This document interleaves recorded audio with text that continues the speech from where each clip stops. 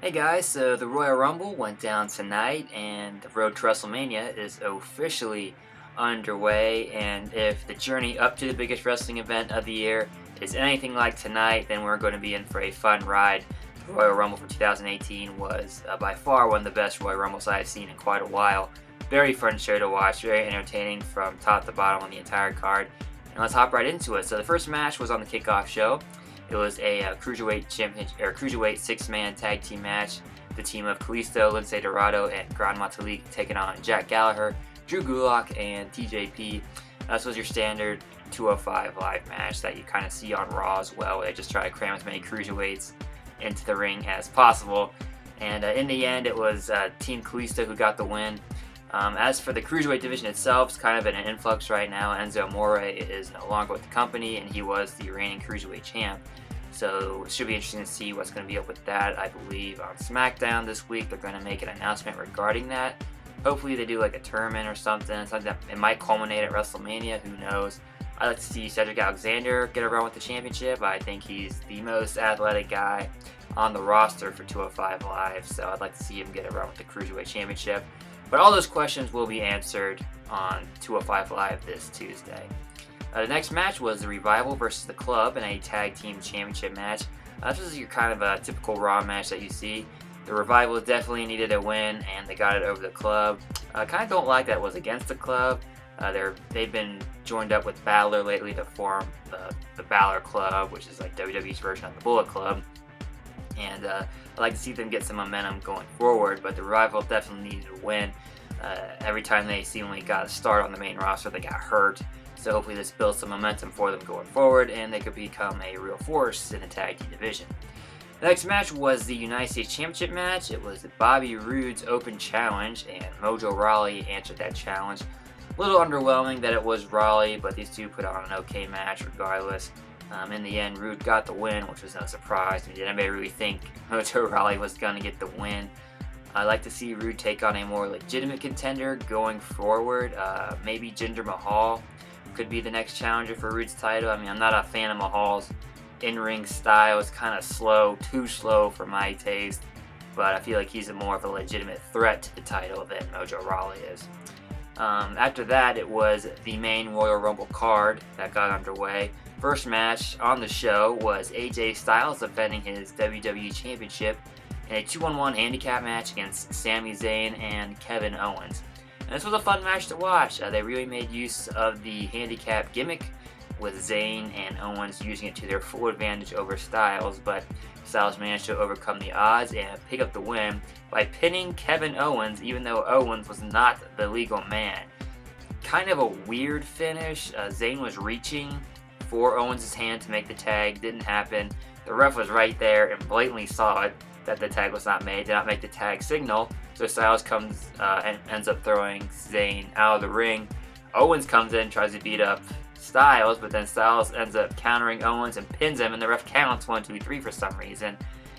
So yeah, WWE's quirky officiating was on full display in this match. I mean, I know it's fixed, but still, don't insult our intelligence too much. And yeah, so AJ Styles retains the title. Kevin Owens and Sami Zayn do have a gripe with Shane McMahon, considering that Shane McMahon did see it and didn't restart the match or anything. So should be fun to see what's going on with that. My guess is that there's going to be like a bit of a tag team rivalry between the Rumble winner and the champ, and AJ Styles or Sami Zayn and Kevin Owens going forward to help build up toward WrestleMania for a little bit.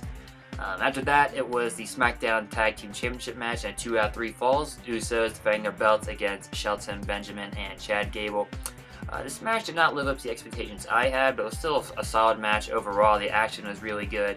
I thought it would have been a lot better, but I guess for time constraints they shortened it. In the end, the Usos picked up the win 2-0. Benjamin and Gable did not even pick up a single fall in the match.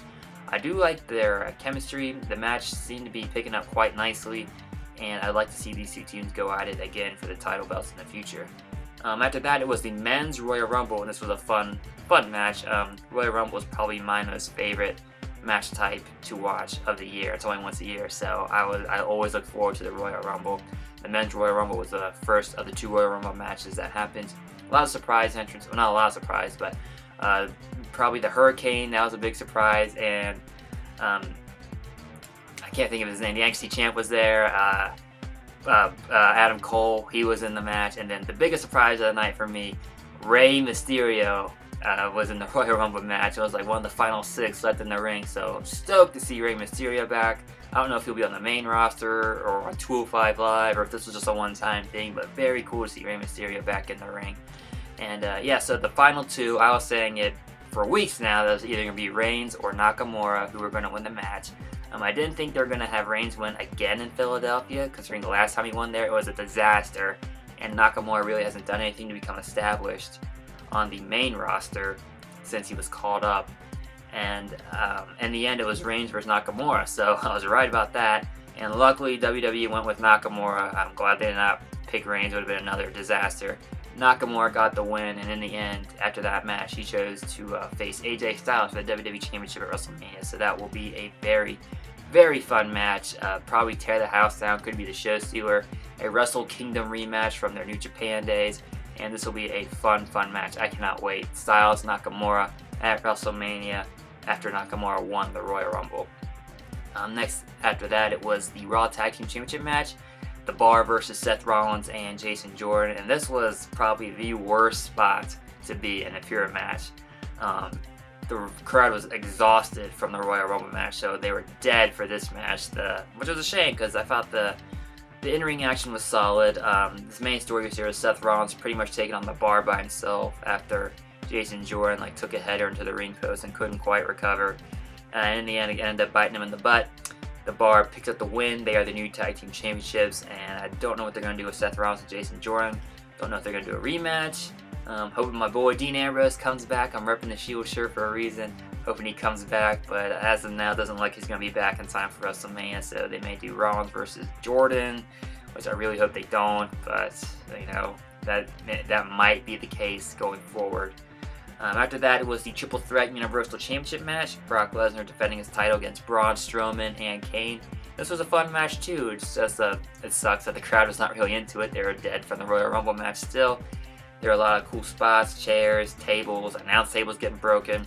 Braun ended up putting Brock through a table, and then Brock put Kane through an announce table, put Strowman through an announce table, and then buried Strowman under another announce table. That wasn't enough to hold the abominable Strowman down. He popped right back up from those tables, but it didn't matter. Brock was able to pin Kane and retain his title, but Braun came back and said, "You never pinned me, you didn't beat me," all that jazz. So it looks like it's going to be Brock versus Braun at the next pay-per-view, which I think is Elimination Chamber. That's probably how they're going to determine the #1 contender for the Universal title, which I think is going to be Reigns, who wins that Elimination Chamber match to see who's going to face either Brock or Braun at WrestleMania. Probably Brock versus Roman. That's what I predicted immediately after WrestleMania last year. I'm still sticking with that pick, where it's going to be Roman versus Brock. But for tonight, Brock ended up retaining his Universal Championship. The next match was the Women's Royal Rumble match, and this was a lot of fun to watch. Just like the men's match, a lot of cool spots, but a lot more surprise entrants, which you kind of saw that coming. The women's roster is not as big as the men's roster, so they brought back a lot of names from the past. Kelly, Michelle McCool, Lita, Molly Holly was a nice surprise, Beth Phoenix, Trish Stratus, Tori Wilson. A lot of women from years past appeared in this match. In the end, though, the final 4 was the Bellas, Asuka, and Sasha Banks. And I thought it was either going to be Asuka or Nia Jax. Jax was eliminated, so pretty much locked in. That was going to be Asuka. The Bellas and Sasha Banks were teaming up on Asuka, but then the Bellas turned on Banks, and then Nikki turned on Brie, so it's just Nikki and Asuka in the end. Asuka gets the win. And then Charlotte and Alexa Bliss came in the ring. We were kind of waiting for Asuka to make her decision. But then who comes to the ring? This is probably the biggest shocker of the night. Ronda Rousey. Yes, the same Ronda Rousey from the Octagon. Apparently just signed a full-time WWE contract. As soon as she made her way to the ring, my phone went off with a notification from ESPN saying that she had signed a full-time contract with WWE. And so yeah, she is a part of the WWE roster now. She came down the ring. I stared down with all 3 women, pointed to the WrestleMania sign. went to shake Asuka's hand. Asuka slapped it away. And then Rousey went over and shook Stephanie McMahon's hand. That was a pretty interesting sight considering how Rousey helped The Rock beat Triple H and Stephanie McMahon up at WrestleMania 31. So if I were to guess, I'd say Asuka will probably face Alexa Bliss at WrestleMania. And they're going to do Charlotte versus Ronda Rousey for the SmackDown Women's Championship at WrestleMania as well. And that's how the show went off the air. So a fun night, best Royal Rumble I've seen in quite a while. Your big winners here: AJ Styles retains the WWE title, Brock Lesnar retains the Universal title, Asuka wins the Women's Royal Rumble, Nakamura wins the the Men's Royal Rumble, and probably that's going to set up a Wrestle Kingdom rematch at WrestleMania 34. And then the biggest story of the night, though, Rowdy Ronda Rousey leaves the Octagon for the Squared Circle, and it's going to be a fun ride to the road to WrestleMania. I can't wait. And that's all I got for you. So that was the Royal Rumble 2018 in a nutshell. Definitely check it out. A very fun show to watch. And if you like this video, feel free to give it a thumbs up, leave a comment, and subscribe to the channel. Check out the link in the descriptions below for my Twitter account at Cincy Fan Zone and my website, cincyfanzone.blogspot.com.